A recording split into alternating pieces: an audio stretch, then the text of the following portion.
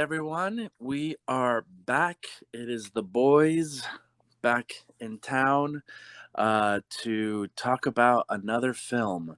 My name is Juan. I am here with Kevin and Mark, and we like movies. Sometimes. And, and sometimes, correct. Not this time, I don't think. Uh, we are getting ready to talk about Kevin's pick, which was Tick Tick Boom. This is a 2021 film directed by Lin-Manuel Miranda and starring Andrew Garfield. It was recently nominated for a few Oscars, I want to say. I'm not sure if it won any, but anyway, I'll just give a brief synopsis so that we can get into the good stuff. This Super brief. is a real life, based on a true story. The story of Jonathan Larson, who was a aspiring musical theater writer and performer, who eventually went on to write, a play or a musical rather, which pretty much revolutionized musical theater, which was Rent. I think it's overrated, but I do see how it was, meaningful in its time. But anyway, this is before Rent, and he was just trying to get his first big break. And so the movie covers the He process. was trying to pay rent. Yes, exactly. Trying to pay rent in a New York City apartment with his roommate. And it basically just gives you what that creative process was like for him as he was, working at a diner, trying to figure out his love life, his friendships and relationships, and trying to make it in the big city. So, Kevin, since this was your pick, why don't you start us off if that's okay? Okay. I spent the first half of the movie trying to figure out how I'm going to apologize to my friends for this movie. But I will say the second half of the movie, I thought it picked up and it was a lot better. The second half. Okay. Did you know what you were getting into when you I did picked not. this movie? I knew Oh, nothing except that it was about Mr. Larson. Lin-Manuel directed it, and Andrew Garfield got nominated for Best Actor. So I was like, I want to watch this movie. see, you knew three more things about it than I did. No, I'm kidding. I knew Andrew Garfield. That was about it. I mean, to be fair, that sounds like a pretty good combination. What's that? The Lin-Manuel directing, Andrew Garfield starring in it, and what was the third thing you said? Nominated for an Oscar? Yeah. Oh, he was for Best Actor. Mm-hmm. Well, I'll be honest. I think he deserved that award. I think he was great. He was great. Yeah, he was the second best part of the movie. But yeah, he was very good in what he did. So I completely understand him getting nominated. Outside of that, I don't know what other nominations there would be. So I'll just stand to that one. Yeah, no, I agree. I mean, again, as I said, for Bradley Cooper in Nightmare Alley, in this one, Andrew Garfield was worth the price of admission. And as I said for Nightmare Alley, the price of admission might have also been too steep for Tick Tick Boom. But I will say this, all right, I have a surprise for you guys. Oh. In light of this being, oh my goodness, first of all, I did not know that this was a musical about a musical. Okay, so I was in jazz hands hell for 2 hours, but in honor of that, I want to give you my thoughts about this movie in song fashion. No. No, you're gonna love it, Mark. You're gonna love it. Wait, are guys you ready? gonna like pull out your guitar or something? No. Oh, you're just gonna. Okay. Yeah, just listen. This is my take on this movie. Here we go. First world problems, first world problems, first world problems. That's all this is. Intermission. Kudos. Well, kudos. I don't know if they were first world problems. I guess AIDS is a first world problem only. So But no, we're talking. Oh my gosh, I'm talking about the main character. He didn't have Okay. that issue. It was more of a story of a starving artist, and his ambition to not quit. So I don't think it was a first world problems, but it was a lot of, I don't know, a lot of complaining. Dude, this movie, I mean, aside from, what happens to his friend, there really was not a lot of tragedy for the amount of crying that the main character does in this movie, bro. I mean, that had to have been a record. Every other scene, this guy was crying, and it's like, bro, it's not that serious. Just get a job. But he was an artsy guy. That's what they do. No, from what I'm understanding is I think we were watching the play of Tick Tick Boom, but in movie form. Yeah. So Yes. I guess that's where the crying was coming from, because in a musical you're supposed to cry often, and so that's why this was happening. In a musical, you're supposed to cry often. Well, listen. Well, Tick Tick Boom was his one man play, like musical that he made. Right. So yeah. Now, Oh, go ahead. Go ahead. Okay. I will say, in all honesty, the one thing I thought was really, I think Lin-Manuel failed the movie. I think it would have been better in the hands of a more seasoned director for movies.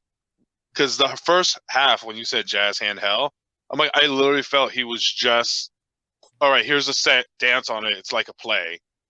And then after that pool scene, I think it became more of actually a movie, a film. Mm-hmm. Like, when the pool, when all the notes start coming out, I think it started breaking like that 2D, and it wasn't just, hey, look, here's a cafe, dance around it, sing, we're going to do this. It actually started getting more in depth, and technically better as a movie, in my opinion. Well, just because there was less singing. It was and those songs were not very memorable either. No, I don't remember any. Yeah, some of them. No, that's not true. That's not true. I remember the one with him and Vanessa Hudgens where they were performing and they were talking about I know you know I know we. That one I remember. I don't remember the words, but it was catchy. But it was quick. I think that's why I liked it.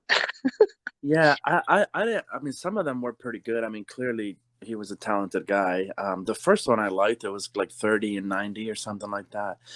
Yes, but I don't remember that a lot one. of it. The one in the diner was terrible, and then the one that was supposed to be like the big song, that he had waited, that he wasn't able to write and finally was able to write. I did not think that song was very good. Was not. No, like I said, 30 90 was point good. of it. Yeah. But I feel like when his friend announced that he had AIDS, that's when he started writing with more heart. I don't know. I guess I was supposed to that's how I took it. Yeah, that's a good point. Yeah, that could be. I mean, I want to get back to Kevin's point about Lin-Manuel. Yeah, I agree. I think, which is kind of ironic, for such a creative guy as Lin-Manuel is, right? Directing a movie about such a creative guy as, Jonathan Larson was. I think the directing, I agree with you, it lacked, creativity. But also, my big problem with this movie is that in my perspective, again, and there isn't like a lot of things that I would say were errors on Lin-Manuel's part.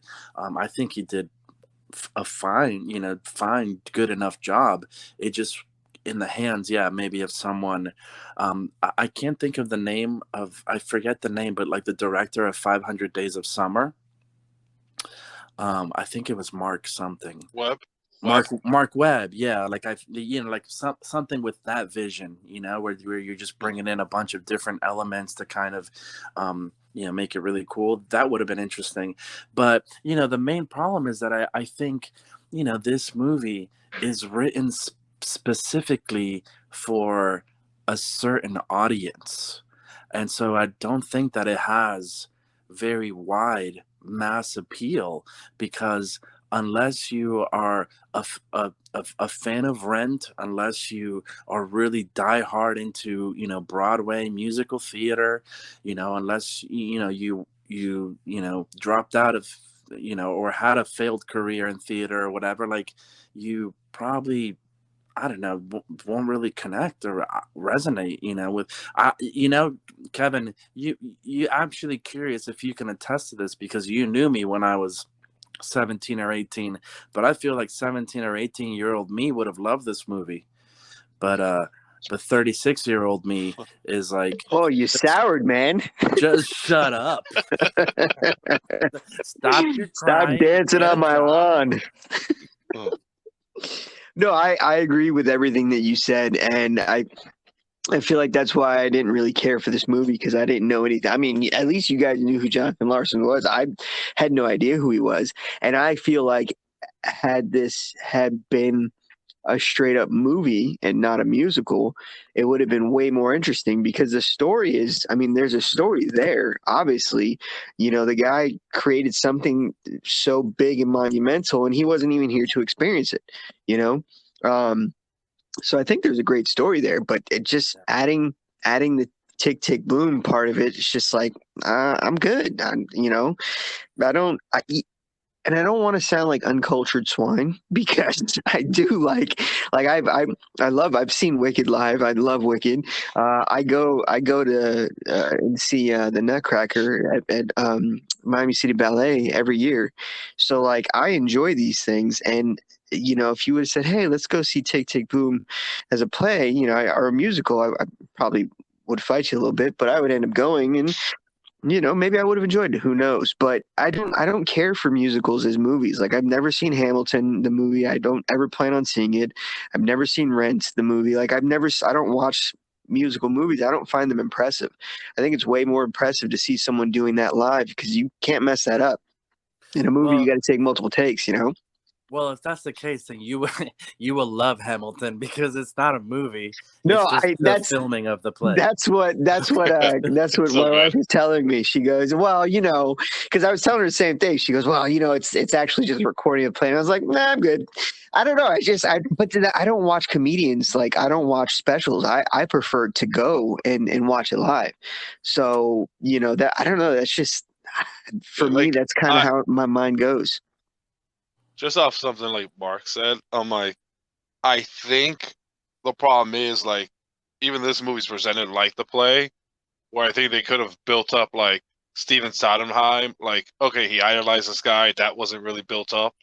Yeah. And there was certain aspects that they could have cut some stuff. Like, the first half, even though we meet everybody, most of it's pretty forgettable. You know what I mean? And because, at least to me, it was like, it doesn't really play. Like, you could watch the second half and, okay, like, his best friend has AIDS. You don't need to know that he moved out and they used to live together for like 2 seconds. You know what I mean? I just think okay. What? Good. No, like, they could have, like, again, a better director, I think, could have streamlined it, even though he was trying to stay true to the material. To just, all right, let me tell a better, like, narrative thread through this whole thing. Yeah, because I don't feel like Larson and Michael's relationship is any important in the beginning. Not until he says what's going on with him. That's when I feel like the relationship is important. So I do agree, it does feel like two different movies. Yeah, and like, I guess I just don't. Again, maybe when I was a teenager, I related more with like these dreams of the starving artist or whatnot. But now I'm like, why couldn't you get a good job to be able to keep your lights on and still stay up till 4 a.m, writing your play? Like, why do you have to be, again, like, I think, were we supposed to like admire his passion and his dedication, because it seemed like a real toxic obsession. I mean, to the point where, you have this girl that like really cares about you. You throw that away. You can't even keep your lights on, like, I don't find those qualities admirable anymore. To me, it's like, you're a child, and again, for me, it was like first world problems. Like, there's other ways around this, it's so melodramatic. Like, I just couldn't, and like, there's one line where he's describing his girlfriend, and he says, oh, she's a true artist. It doesn't matter if she's dancing in front of 5 people or 500 people. Shut up. Yes, it does. or else she would still be dancing. Like, true artists, my butt, like you still need an audience. You still need the money, to be able to do that. So it's like, Yeah. it's just so melodramatic. It's like, get out of here. See, to me, when those parts you're talking about, I don't think it's meant to idolize him. I think it meant because even she, after he said that, she's like, "Hey, I'm taking this job over here, being a teacher." You know what I mean? That's the way he saw things. That's not the way everyone else saw things. And the thing that I thought was great about Andrew Garfield's performance was he kept trying to be positive, but he kept showing this underneath, he had doubt, he was going crazy, he was getting really depressed, but he kept just trying to push forward, and it was all falling apart. You know what I mean? Yeah, Even in spite of him trying, I don't think it was romanticized at all. I think we saw that part. I thought was really good. We did see a guy who was obsessed where it might have not worked out. Yeah. And again, I guess somewhat it was that little beautiful moment at the end where he did succeed, but man, he didn't even get to stay around. He died the day before it opened. Yeah. He didn't even get to see the success. Yeah. That's usually how something great is created. Like, the person who's created it has put themselves in a really bad situation because they've shunned everyone that isn't this project that they're on, and they end up coming up with something great, but it's at what cost? Now, I'm not saying this play killed him. Obviously, that's not the case, but had he actually been around, would he still had that relationship with Susan? Would Michael, was Michael still around? All that stuff. Would all that matter had he have achieved that greatness and with everything that he was losing, So that's kind of how I looked at it. You always see, the person that makes something great, they got to put themselves in a deep hole for some reason. Yeah, no, that definitely, that ending, and that was definitely tragic. Yeah. I'm about to say something terrible though. Buckle in. Oh boy. So, you know that he's gonna die, right? And that he dies young, but at the same, and that the AIDS epidemic is going crazy. So that's why it was you're. At one point I was like, all right, how does this guy contract AIDS? But obviously that didn't happen. But for a little while there during the movie, I was looking at all the drink to see if he was sharing drinks or how does this guy contract, But now, of course, I know that that's not how you get AIDS or whatever. I just in that moment, that just because I was thinking it was headed in that direction, I was like, does he have a wild night, with his friends in his apartment or something? But yeah, apparently he had some condition that was never diagnosed, and it led to the aneurysm that he had or something. But with that being said, the one thing I really, really, really loved about this movie, and for me, it made it all worthwhile, was his best friend, Michael, played by Robin De Jesus. Man, I love that guy. Time after time, he just came through as the voice of reason, as so mature and also such a good friend. I loved him every time. It was one thing after the other. Is that one time he showed up with the test group scene.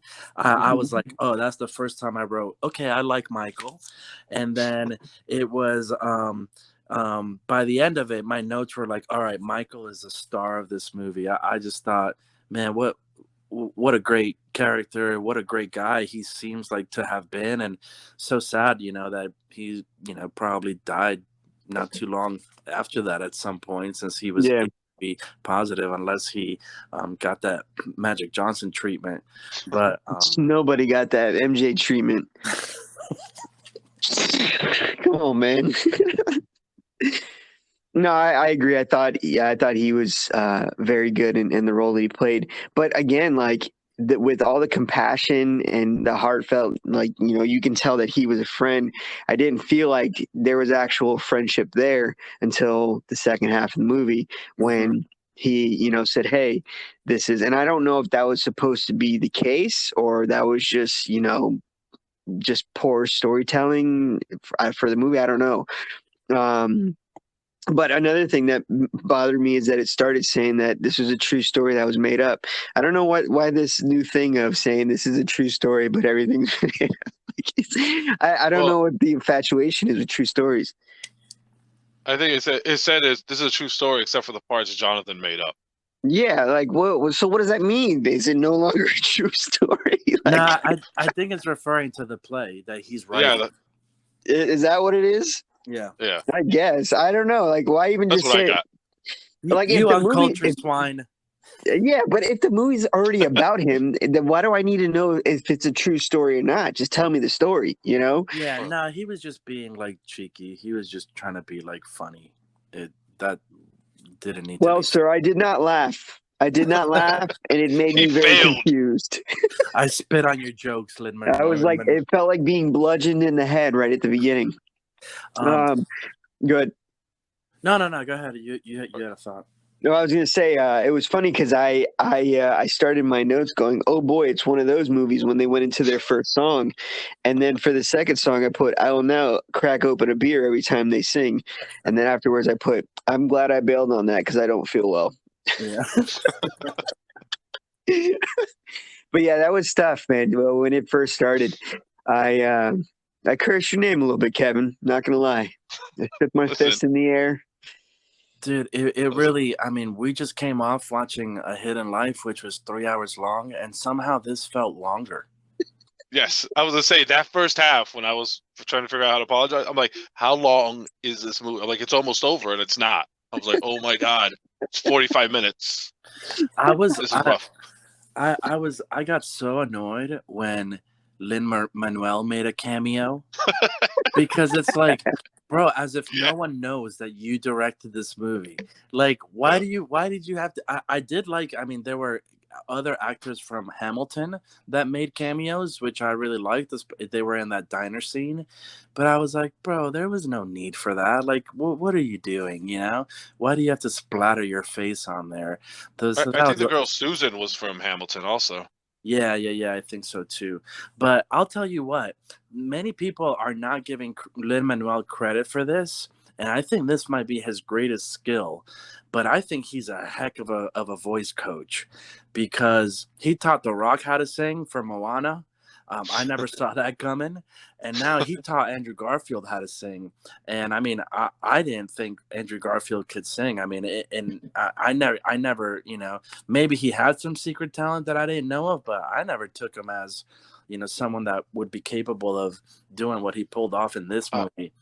I saw an interview with Andrew. He said, I think he practiced 4 months before the filming of the movie, like on his singing, because he wanted to sing. Yeah, and Lin-Manuel does a lot of the coaching for that stuff. Yeah. So he's a heck of a I don't really think Lin-Manuel himself has a great voice. He can sing, he can hit the notes, but he definitely knows how to teach people how to sing. I mean, The Rock, that was a pretty impressive one. Or how do your girls call him? Uncle Dwayne? Dwayne, Papa The Dwayne. Rock, and Johnson. That's their buddy. Their 3 favorite actors. Yeah, everyone gives Miranda a hard time for the way he sings. I mean, I don't consider him a bad singer, but I guess, you know, his favorite director is Tarantino, bro. So he's just taking a page out of his book, man. I'm gonna show up in my own movies, baby. If he Nothing took a wrong with page, that. if he took a page out of Tarantino's book, it's like the last page of the book that's just empty. It's just filler. Yeah. Well, yeah. He went to the back. He said, "Oh, the stuff's in the back," and the last page was "Make a cameo, baby." Well, that's the publishing notes. Yeah, and that's the thing. Like, I don't think this movie was like a really good sample of what Lin-Manuel could really be as a director because it was a music, like it was like right up his alley. I don't really think this was a stretch for him. You know, like if he directed, you know, something completely out of his element, something that no one would see coming, like then, you know, we could really critique him. But this was like, I mean, this is what you've done. I don't know. There's one scene that just made me angry, like literally made me angry. Like I was so upset. Was when they were doing that little breakup scene, but that song that Mark said, you know, like they kept interrupting with that like other cheeky song. Yeah. I kept getting I got angry because I thought the scene was really good. I thought like Susan and Jonathan, it was great. It was acted well, but then it would cut to these people, and I'm like, Yeah. like it just keep taking me out of the scene. I'm like, can I just watch the? I'm about to curse, but I'm not. Yeah. Can I just watch that effing scene Yeah. without you having to interrupt it? And Yeah. No, yeah, I that's get what it. made me think that he didn't do them a service as a director when he could have fixed that part. Yeah. No, I get that. It did ruin it because Shipp was the best part of the movie. Yeah. And I was. and I Oh, go ahead. what? No, Juan, you were what? You were No, loving I that was, part? Is that I what was you were gonna. gonna say? No, I was gonna say. Thought Vanessa Hudgens did a good job. She was a pretty big name that didn't really get a lot of attention in the movie. She was kind of really a side character. Yeah, she felt right. I thought she was gonna like end up being the love interest and breaking him up, and that's what I was expecting. Yeah. I was totally surprised when I saw her in this. I didn't even know she was in it. I was like, what? By the way, since Juan mentioned also that little focus group they did, I cannot pronounce his name, so I'm not going to say it. But the dude, the other guy who was in there he was also in Free Guy, was awesome. When Andrew Garfield's Jonathan was like pitching stuff, he's like, what? Like I thought that I was loving him. I was like, I love this guy. He can do no wrong in my eyes. Are you talking about Utkar Shambudkar? Yeah, because I looked up his name, I could not pronounce it. I'm like, it's in my notes. I'm not going to even try it. Well, yeah. Well, shame on you because that just rolled right off of Juan's tongue. Apparently, Juan's been a fan for a lot longer than I have. Apparently, but I was like, "That's my boy, Utkar." I don't know. If he just calls him Oot. I don't know if that's how you say his name at all. I just wanted to make you feel. Hey, man, your confidence made me feel like it was right. Exactly. Yeah. Oh, I don't feel bad. I was like, I applauded you. I'm like, all right, that's great. But I still can't say his name. But he was amazing in that little role. I was like, ooh, I love this guy. Yeah, I'm gonna be honest. Like, I don't have much more to say about this. I'm really pulling for something. I only have 4 notes, and half of them are about being drunk. I'm gonna sing my song again. First world problems. I will say, I was like, there was a scene that Michael was in where I was like, I wonder if I should take a shot if Juan mentions the word agenda. And that's when Michael did his whole speech about, oh, you have problems. I can't get married. I can't. But that's why I was surprised you liked Michael. I was like, oh, maybe Juan's not going to like him. But I did love Michael's performance. Mr. De Jesus, or whatever his name is. Yeah, like I thought the performance was good, but just the character, I thought it was a great character. Just really likable, and again, like just a real voice of reason. I felt, who even was really the bigger man. I mean, he was like the quicker one to forgive. He was the quicker one to let bygones be bygones. He, was courageous enough to like speak truth. And so that was really cool. But what I was gonna say was, yeah, again, just back to I completely agree with Mark. Like, I don't understand how Andrew Garfield didn't win the Oscar, especially when you look at who he was nominated against. I mean, Mr. Keep your name out of you keeping my wife's name out. Listen, before all that happened, I've never seen King Richard, and I've heard it's a really good movie, and I heard that he did a really good job. Well, that's why he slapped Chris Rock, because no one's seen that movie. So he was like, maybe people will watch the movie now that they know I'm in it. Yeah, when I first heard about the movie, I had a slight interest in watching it, but that quickly waned. And after that, I definitely don't plan on watching the movie. But I mean, maybe his performance was good. Pre-slap, pre-slap like Thanos over here.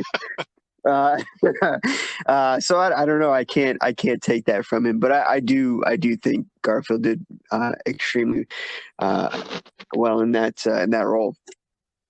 Yeah, and again, I mean, one of the things that impresses me the most about him is I mean, I feel like he really is a true. Speaking of this movie being about a true artist or whatever, he really is like a true actor. I mean, so many different roles, so versatile. I haven't seen everything he's done, but I've seen Silence, which was really powerful. I've seen Hacksaw Ridge. Unfortunately, I've seen those Spider-Mans. Dude, he's my favorite Spider-Man. If you look Yeah, at him as Spider-Man, he's great. He just happened to be in bad movies. Bro, he's an yeah, no, awesome Peter Parker, man. yeah, I could agree with that. Actually, it's just the movies are just terrible. Yeah, man. Like he just like Peter Parker in the comics just had those witty comebacks and he would deliver those perfectly. Like I felt like, dude, this guy is the perfect Peter Parker. So I do believe that he got a bad rap. And I'm glad that they brought him back and they gave him a nice ending. Yeah, He and then deserved it. I was gonna say the other movie that I've seen of his is The Social Network by David Fincher, which in my opinion is one of the most rewatchable movies of all time. Oh yeah, 100%. Oh my goodness! Whenever it's on, I just watch the whole thing. Yeah. It, No, that it's thing flows like a beautiful river. The fact that we're talking about other movies tells me that we probably hit the end. Well, Uh, I do want to say one more thing that I really liked about the he movie. really All right. wants to justify his pick here. No, there's no justify. It's no, trust me. I already told you. I apologize for the first half. Again, everything from the pool on, I actually liked. That pool scene I thought was really cool. But I do like the answer machine message he got from the late great Steven Sondheim, mhm. and because that was actually like him who left that message. It wasn't the actor. Because he saw I was reading, he saw a clip of it. He's like, oh, that's not what I would have said. I would have said something more like this: if you can't get the actor back in, I'll record it for you. And he did, and they actually used his recording, which sounds just like the actor. What was it, William Bradley? I think his name was. Oh Who really? played? Yeah. So, but it was really the direct like that. That director left that message for Lin-Manuel so he could play it in the movie, and I thought that was really awesome. I'm like, oh, look at that. And that's just the I music guess, of man. I don't know the movie. what the hell you said, but sure, I'm impressed too. I'm not. You lost me too, buddy. Can you repeat that? What But Like yeah, the that's awesome, bro. like it wasn't the actor who left that message. It was the person he's playing. The guy in real life left the message, and they played it on in the movie Wait, Steven for him. Sondheim really left that Yes, message? yeah, he did. Oh, oh, That okay, was- that that's was cool. that was his real voice, and I thought that was really cool. Oh, but it was Now, a message to I'll think it's really Lin-Manuel. cool if he's not making any money off of that line. Well, he's Then I'll dead think now, it's but somebody in he his died. family's making money off of that. Um, No, He got yeah, paid. He sorry, got man. paid. But what were you saying, Juan? you said he left that for Lin-Manuel? Well, no, because yeah, he told Lynn that that's not what I would have said. What the actor had read. He's like, I would have said something more like this, and he told Lynn like, if you can't get the actor to come back and do it, I'll do it. So Lynn's like, sure, and he left them the message, Lynn, on Lynn's I think voicemail, so then they could put it on in the movie. So, and then he died after that? Well, he died shortly after. Like he was This old, movie's man. cursed. Anything Dude, with talk about something being meta. That Jonathan Larson dies before he can see his play, and Steven Sondheim dies before he can hear his voicemail. What's more Exactly. tragic? I don't know. You tell me. this man went to the grave never hearing his voice. Poor bastard. In a terrible movie. It's probably a good thing he died. Oh damn. Sorry. But okay, we gotta Jeez. fill some time. So I do have a few more things to say here. You got Let me trivia? see. Oh. No, I don't have trivia. Okay. Oh, the freaking scene where his power gets shut off and again he starts crying. It's like, buddy, this is what happens when you don't pay your bills. Oh, man. I mean, in I his love how he said, defense, you that's could've- usually what they do. I love how he said, you couldn't contact me right before you turned off my power? No. And then he starts explaining like I'm writing this play, like the guy on the other end of the call is gonna care. Buddy, why didn't you tell me that from the beginning? Flip, here you go, man. Finish it up. Take your time. Send me the Matter- ending with the finished product. Matter of fact, I'll wire you the money. I also thought again when he's doing his workshop and you meet his parents, my thought was, Oh boy, this explains a lot.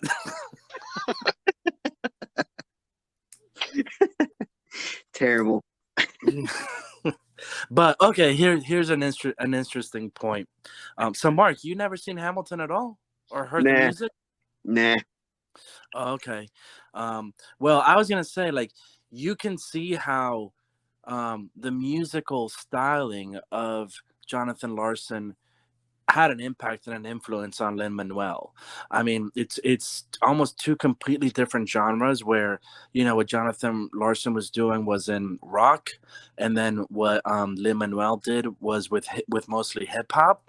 But you can see how you can trace that influence there, because again, regardless of my personal opinion about Rent, which I don't like it. I think it's overrated, but it was completely unlike anything that had happened in Broadway up to that point. I mean, Kevin, I don't know if you could speak to that a little bit. I mean, am I accurate in saying that? Yeah, like it was everywhere. Like it's because everything else was more show tuney Mm-hmm. before Rent hit, and then when Rent hit, like everybody like in theater and all that stuff, like that's all anybody wanted to talk about, listen to. Just like when Hamilton came out, you know what I mean? It was like this seismic shift that happened in theater.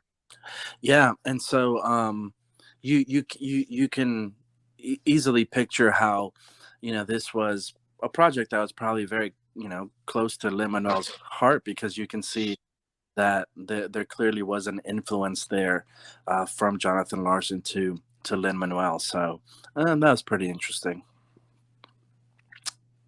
No crickets. Yeah, I'm sorry, great. man. Again, I've run out of things to talk about. I was saying, like, You guys are I riffing think over this. here. I was thinking the part that saddens me about the movie was I know most likely Lin-Manuel, like Hamilton did a little seismic shift in theater also. And I know he really related to him, and he saw Tick Tick Boom, like a performance of it. He really wanted to like do justice to it. So I feel sad for him that, like, again, I don't think it hit exactly how he would have wanted it to hit.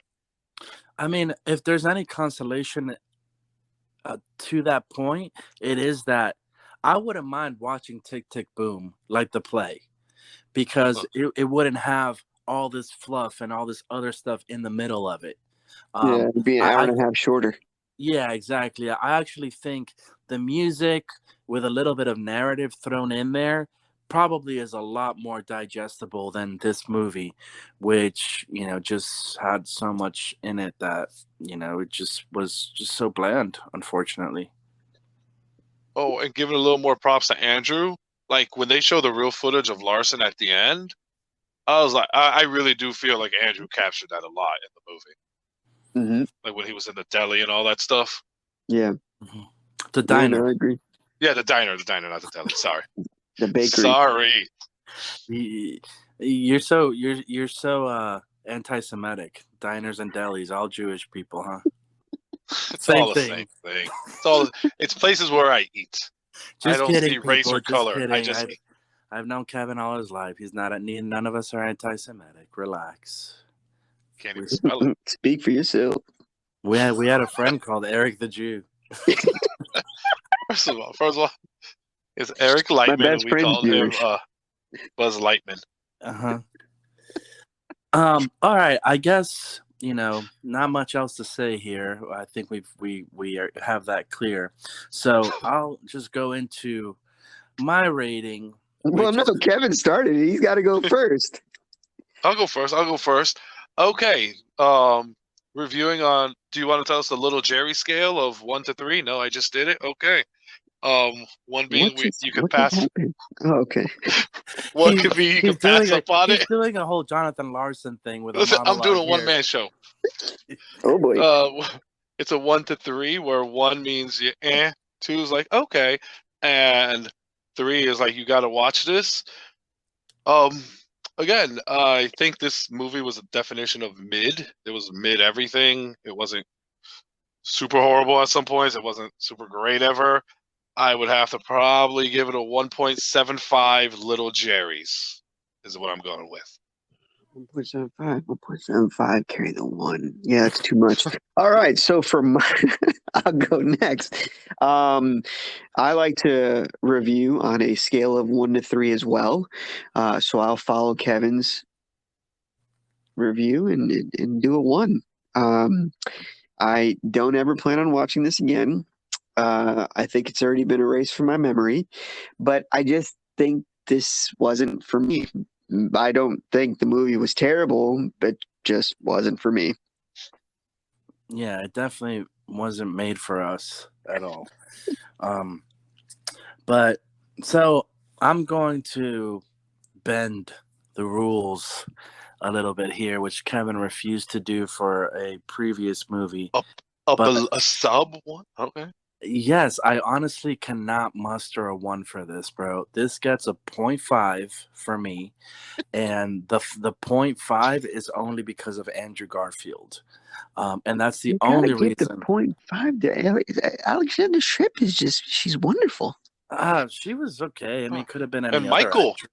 She wasn't anything out of this world, but Right, she was a great Susan, and she was just really nice to look at. First of She all, was. maybe it's because of Seinfeld, but she did not look like a Susan to me. That is, when I think of Susan, that is not who I picture. No, yeah, for sure. But yeah, Juan would know. He's taking some film classes. Well, yeah, and Kevin and Mark's watched some. He's watched Wicked, so he's an expert too. I was gonna say that in was person. Juan's. Not on film.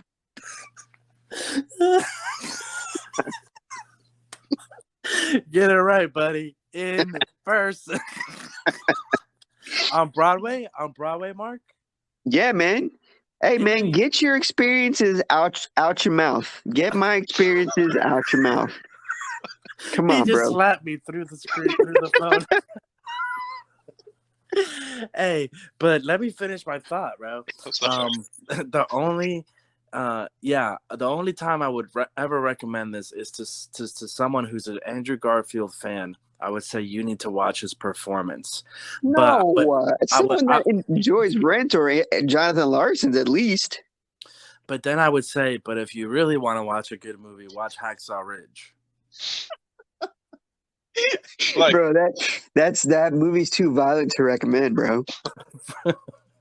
For anyone interested in Tick Tick Boom, you probably won't like Hacksaw Ridge. You like Tick Tick Boom? You'll love Hacksaw Ridge. Juan, I do have a question for you though. For who? Have you ever, Juan, have you ever seen Rent the play or just the movie? No, I've only seen the movie. Okay, that's probably why. The movie's but like the play's ridiculously good. Wait, what play? I'm sorry, what? Rent live is really good. Yeah, I've never seen Rent. Yeah, the movie I just itself. know it's about AIDS. Sorry, that's one of the stories. That's like the main story. No, it's not. Like it happens during the AIDS pandemic, which again also was really prevalent, like in the '90s, early '90s. And I do like the way this movie did capture like that little phobia and like how scary it was. People didn't know what AIDS was. Yeah. I thought it was called Rent because it's when AIDS comes and rents your body. Oh, gee. Come on, bro. We're going to lose our OnlyFans. that was said. Oh, no, I remember 8,759 days. Oh, okay. Minutes. How do you measure you? I don't know. Yeah, Mark, that's a great point because I didn't know that Tick Tick Boom was an actual play. So the whole time I'm thinking this movie's building up to him starting to write play. Starting to write Rent. Yeah. So every time he goes to the piano, I'm waiting for that opening line of that 8,000 yes, minutes. here it comes. I was like, this is the crescendo. This is the climax. But that never came, man. It was very disappointing. You know what? I'm changing my review. I'm -1. I never got that either. I agree. I did think it was going to tie up like instead of just a little blurb at the end, like, by the way, he wrote Rent after he wrote Tick Tick Boom. I'm like, And that's it was it. great. Yeah, it was phenomenal. I'm like, that's all I get because I love Rent. I was like, okay. Yeah. I feel ashamed for that last joke. I have to apologize. What, the This is build why up I to can't be Rent? this is why I can't be a comedian, man. I I feel too bad for the real rough jokes, you know. Well, I That's mean, one of the in your reasons why. defense, I know you normally have to read the room, but right now the room's empty, so you're good, bro. Are you saying that I'm not funny, Kevin? Is that what you were saying? Jeez. Well, I'm saying that there's people who are situationally funny, like, hey, this guy's hilarious, and then there's people who tread can carefully, write. my friend. Then there's people who can construct a whole set, which I can't do. I'm not gonna say that, but there's people who can do a set, and maybe that's not for you. Maybe it's not for you. You've never Dang, heard. so then he said, and then there's you, and he doesn't know where to put you. Yeah, I don't. but Category all your own. little does he know that I have a whole set of poop jokes that would kill. Give me one. Okay, you know that like moment. It's the worst moment when you're like when you're visiting someone's house and the bathroom is in a common area, and you Yeah. know that the door is like really thin. Yeah. But you just gotta, what do you do in that moment? It's terrible. It's a terrible predicament to be in. You have to time the plops with coughs. So every time you know it's about to pop, you go, Bro, I and do everything. I turn the faucet on, I stomping. fudge, I cough, I turn my phone on to play music. He's playing the soundtrack to Hacksaw Ridge. And I think we've just proven my point that Juan is conversationally funny, but I don't think that would work in a stand-up set. You bite your tongue. If I was in that set and he started saying those things, I'd join him in it. It would kill. Yeah, it sounds like Mark would have jumped on stage and be like, "Oh yeah. Let me tell you about my poop jokes too. Let's tag team this." And then I think that speaks, maybe together, maybe as a duo. Y'all could perform. All right, so we got a 0.5 from me, a 1.75 from Kevin, and a one from Mark. Man, from people who follow the rules. This might be our lowest rated film. Congratulations, Kevin. Again, hey, listen, I just don't think it was the right crowd. It's okay. You know what? Not everything has to be a 3-hour dramatic fest. All right. It was enjoyable this one to have was a change just a of 2-hour pace. traumatic fest. Then y'all not gonna like my next pick. I'm just gonna let y'all know that right now. Bro, you preface that every week you pick, bro. I have 7 movies waiting in the chamber for you boys. But the irony that the last movie was a 3-hour sob fest about a man who gets thrown in prison and then beheaded, and that was more entertaining than this. Oof. This you speak truth, so I can't say anything about that. All right. People have had enough. I feel bad for them. The last 20 minutes have just been... They left after your age joke, bro.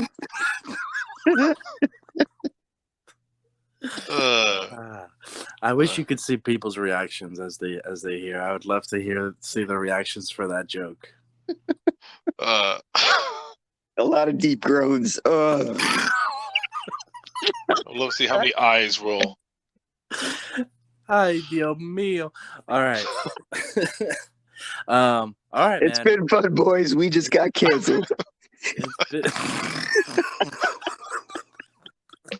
All right. Well, I am tick out of here. I didn't think it would happen to me. I always knew you'd go first. All right, man. Good stuff. Looking forward to the next one. Yeah, good job. Well done here. We've done all we could here. Hey, thanks, man.